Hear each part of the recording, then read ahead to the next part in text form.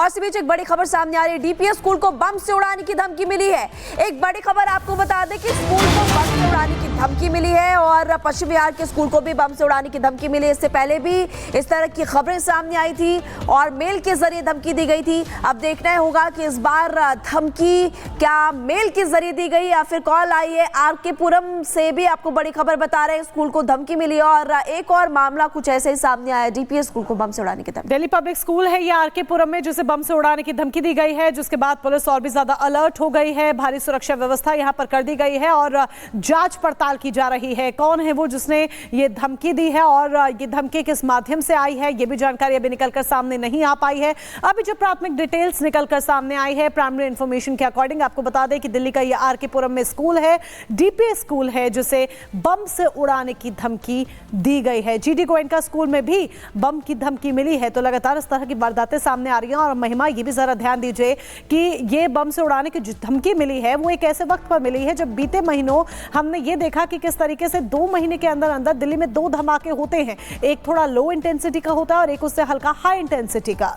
आप बिल्कुल सही कह रहे हैं। और इससे पहले भी स्कूलों को बम से उड़ाने की धमकी जब 100-150 स्कूलों में, ऑफिसेज में मेल के जरिए धमकी दी गई थी। और इसके अलावा हमने पिछले दिनों ये भी देखा है कि फ्लाइट्स में भी इस तरह की धमकी मिलती थी। लेकिन अब ये बड़ी खबर आपको बता रहा है कि पश्चिम बिहार के जीडी गोयनका स्कूलों को भी धमकी मिली है। और इस वक्त तस्वीरें जो आप अपनी टीवी स्क्रीन पर देख रहे हैं, वहां से लाइव तस्वीरें आपको दिखा रहे हैं। जो टीम से वहां पर पहुंच चुकी है, जांच पड़ताल कर रही है, जो स्कूल का कोना कोना है उसको छान रही है। और लाइव तस्वीरों के जरिए आप देख सकते हैं कि अभी फिलहाल वहां पर जो टीमें हैं, बम निरोधक दस्ता है वो भी पहुंच चुका है, पुलिस प्रशासन भी पहुंचा है। और देखना ये महत्वपूर्ण होगा जांच के बाद कि आखिरकार ये धमकी कहां से आई और किसने ये धमकी दी है। बिल्कुल, कौन है वो जिसने स्कूल को लेकर ये धमकी दी है और ऐसे में इसकी जांच पड़ताल की जा रही है। सिक्योरिटी हाई है। और खबरों में आगे बढ़ते हैं। और अगर आप जेवर के इंटरनेशनल एयरपोर्ट से बस आपको जानकारी दे दें कि अगर एयरपोर्ट से आप सुविधा को लेकर के इंतजार करें तो गुड न्यूज़ आपके लिए। बिल्कुल महिमा, ये गुड न्यूज़ लोगों के लिए है। देखिए, अगर आप इंटरनेशनल फ्लाइट लेने के लिए जेवर एयरपोर्ट से इंतजार कर रहे थे तो गुड न्यूज़ इसीलिए क्योंकि ट्रायल शुरू होने जा रहा है। और अगर सब कुछ ट्रायल में ठीक रहता है तो जल्द ही यहाँ से कमर्शियल जो फ्लाइट्स हैं वो भी शुरू कर दी जाएगी। रिपोर्ट देखिए।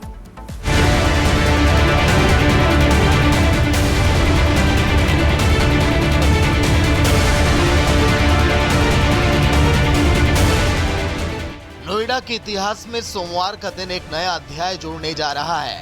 नोएडा इंटरनेशनल एयरपोर्ट पर पहली बार विमान का ट्रायल होगा। आज सुबह 11 बजे जेवर एयरपोर्ट पर पहली बार विमान लैंड करेगा और फिर टेक ऑफ करेगा। इतना ही नहीं, एयरपोर्ट अधिकारियों के मुताबिक एयरपोर्ट अथॉरिटी का विमान यहां लैंड करेगा। लैंडिंग से पहले विमान करीब 1.5 से 2 घंटे तक हवा में रहेगा। इस प्रक्रिया के दौरान सभी तकनीकी और सुरक्षा पहलुओं की जांच भी की जाएगी। ट्रायल से प्राप्त जानकारी को नागरिक उड्डयन महानिदेशालय को सौंपी जाएगी। नोएडा इंटरनेशनल एयरपोर्ट को दिल्ली मुंबई एक्सप्रेस वे से जोड़ने के लिए इंटरचेंज का निर्माण तकरीबन अब पूरा हो चुका है। फिनिशिंग का काम अब पूरा होते ही इंटरचेंज वाहनों के संचालन के लिए तैयार हो जाएगा। लेकिन इंटरचेंज से नोएडा एयरपोर्ट को जोड़ने वाली सड़क और दिल्ली मुंबई एक्सप्रेस वे को जोड़ने वाली सड़क का काम अभी पूरा नहीं है। अधिकारियों का दावा है कि एयरपोर्ट के शुरू होने से सड़क का काम भी पूरा हो जाएगा। नोएडा इंटरनेशनल एयरपोर्ट को दिल्ली मुंबई एक्सप्रेस वे से जोड़ने के लिए यमुना एक्सप्रेस वे पर 8 लेन 4 लूप का इंटरचेंज बनाया गया है। भारतीय राष्ट्रीय राजमार्ग प्राधिकरण ने इसका निर्माण किया है। दिल्ली मुंबई एक्सप्रेस वे से 6 लेन का 31 किलोमीटर लंबा मार्ग इंटरचेंज से जुड़ेगा। माना जा रहा है कि अगर समय से ट्रायल हो गया तो नोएडा इंटरनेशनल एयरपोर्ट से 17 अप्रैल 2025 से कमर्शियल उड़ानों को शुरू कर दिया जाएगा। इसको लेकर जिम्मेदार अधिकारी और कर्मचारी पूरे तन मन से काम में लगे हुए हैं और 24 घंटे नोएडा इंटरनेशनल एयरपोर्ट पर काम चल रहा है। Bureau report, Republic Bharat. तो जेवर उड़ान भरने के लिए तैयार है और नोएडा वासियों के लिए आज का दिन बेहद खास है क्योंकि देश का सबसे बड़ा एयरपोर्ट जहां पर आज ट्रायल होना है 17 अप्रैल 2025 को पहली कमर्शियल फ्लाइट यहां से उड़ान भरने वाली है। 6000 हेक्टेयर एरिया में 2 टर्मिनल वाला ये एयरपोर्ट होगा और इस एयरपोर्ट के 2 टर्मिनल्स होंगे। 29,650 करोड़ की लागत से इस एयरपोर्ट को तैयार किया जा रहा है। देश का पहला एयरपोर्ट जहां पर मल्टी मॉडल कार्गो हब भी होगा। एयरपोर्ट पर 186 हवाई जहाज की पार्किंग होगी। 4 फेज में 2 रनवे तैयार होंगे जहां से फ्लाइट्स आपको उड़ान भरती हुई नजर आने वाली हैं और 2 रनवे तैयार करने के लिए जिस तरीके से हमने आपको बताया कि 4 फेजेस होंगे। और आइए अब खबरों में आगे बढ़ते हैं। दुनिया भर की तमाम बड़ी खबरें फटाफट अंदाज में आपको बताते हैं 2 मिनट में दुनिया के जरिए।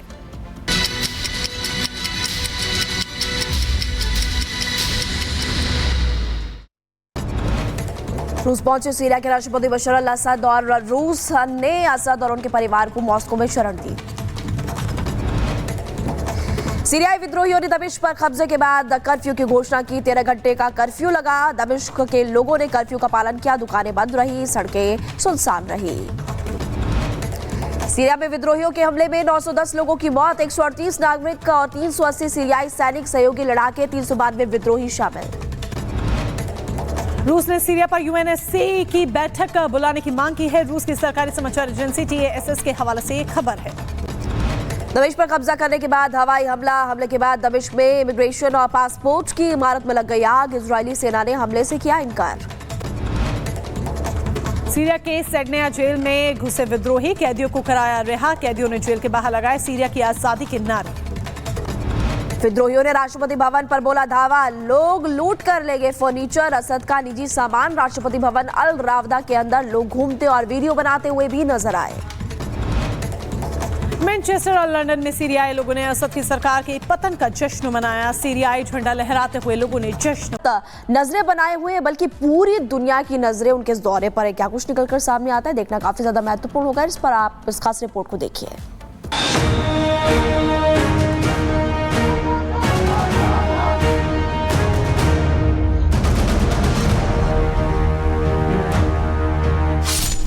मालदीव के बाद बांग्लादेश की बारी।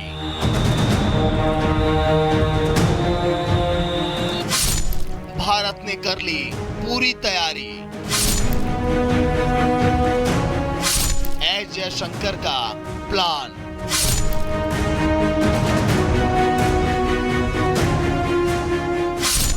खत्म होगा बांग्लादेश में घमासान। बांग्लादेश में हिंदू अल्पसंख्यकों पर हो रहे हमलों के बीच विदेश मंत्रालय एक बार फिर अब एक्टिव हो चुका है। विदेश मंत्री एस जयशंकर खुद हालात पर नजर बनाए हुए हैं। जयशंकर की छवि मोदी सरकार के ट्रबल शूटर के रूप में बन चुकी है। बात चाहे मालदीव के साथ रिश्तों में तल्खी की हो या चीन के साथ सीमा विवाद की, जयशंकर ने हर मुद्दे पर खुद को साबित किया है। जयशंकर ने यह दिखाया है कि किस तरह से कूटनीतिक के मोर्चे पर देश को संकट से बाहर निकालना है। यही वजह है कि पीएम मोदी एस जयशंकर पर इतना भरोसा करते हैं। बांग्लादेश में हिंदू अल्पसंख्यकों पर हो रहे हमले देश और दुनिया में चर्चाओं के विषय में बने हुए हैं। इसके साथ ही भारत ने इस मुद्दे पर अपनी आपत्ति भी जाहिर की है।